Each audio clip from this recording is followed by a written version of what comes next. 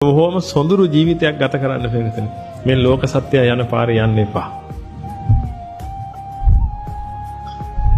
මේ ලෝක සත්‍යය තනිකරම වැරදි පාරක පින්වතුනි යන්නේ. ඒ පාරේ යන්න එපා.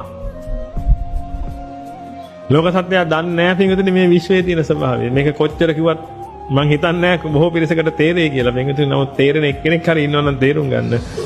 මේ ලෝක සත්‍යය විශ්වය ගැන දැන අවබෝධයෙන් නෙමෙයි ඉන්නේ පින්වතුනි.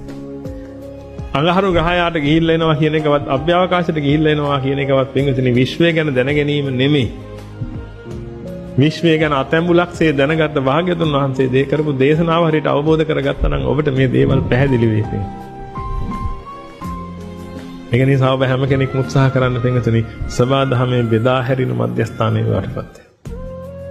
මම ඔබට කිව්වා යහමින් තියෙන මිනිස්සු ගැන සහ සල්ලි මිල මුදල් එහෙම ලොකුවට යහමින් නැහැ. නමුත්